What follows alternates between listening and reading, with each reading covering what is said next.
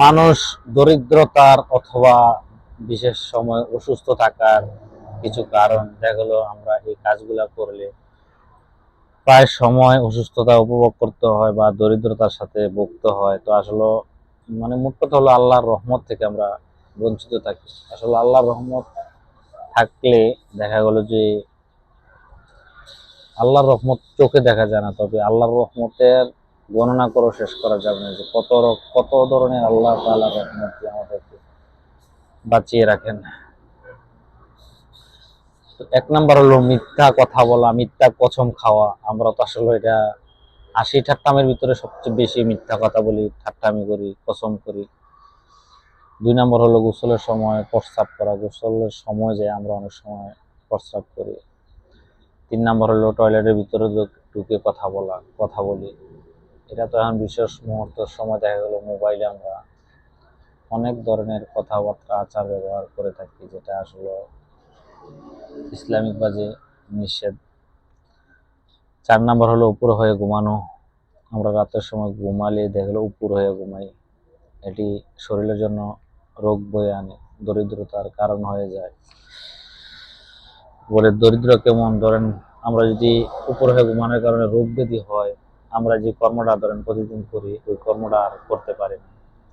বিভিন্ন কারণে, বিভিন্ন জায়জামেলার কারণে দেখা গেল যে আসলে একটা জিনিসে আরেকটা জিনিস সেই টানে, স্বাভাবিক।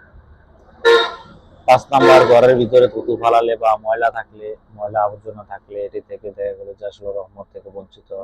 ছয় নম্বরে বাম পা দিয়ে প্যান্ট পরলে। সাত নাম্বার নারীরা যে অভ্যাসটুকু বেশিরভাগ সময় দেখা গেল তারা দাঁড়িয়ে দাঁড়িয়ে তাদের চুলকে বেনি করে খোপা করে, এরকম না, বসে করতে হবে যেটা।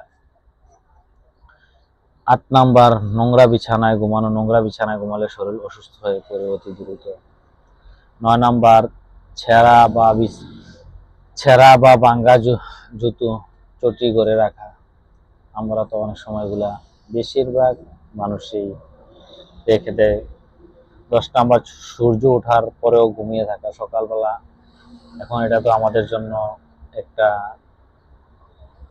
মডেল হয়ে গেছে বা আমাদের স্বভাব চরিত্রের সাথে মিছিল করে নিয়েছে যে সারা রাত্র মোবাইল চালাবো, ফেসবুক চালাবো, টিভি দেখবো, টেলিভিশন দেখবো, আড্ডা করবো, চা খাবো, গান বাজনা দেখবো, কিন্তু হজরের আগে ঘুমাবো, হজরের নামাজ তো পড়িই না, তারপরে সকাল 10টায় উঠবো, সূর্য উঠলো কন্দে সেটাও বলতে পারি না।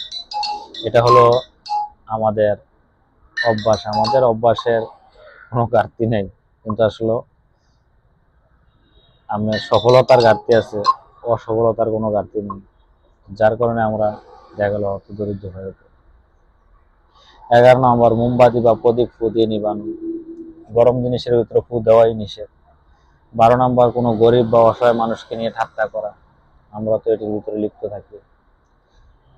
13 নম্বর বাবা মায়ের মনে কষ্ট দেওয়া, বাবা মায়ের মনে কষ্ট দিলে আসলে অনেক শাস্তির মুখাপেক্ষি হতে হবে, আযাবের মুখাপেক্ষি হতে হবে, মরলে আযাব, দুনিয়াতে অনেক কষ্টের মুখাপেক্ষি হতে হবে।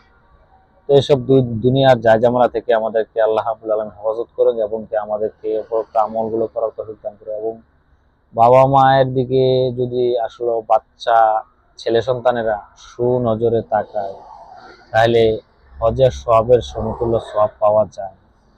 তো আমাদেরকে নেক নজরে আসলে পিতামাতার দিকে চাওয়ার তৌফিক দান করুক। আমিন। আসসালামু আলাইকুম। সকলকে আমল করার তৌফিক দান করুক।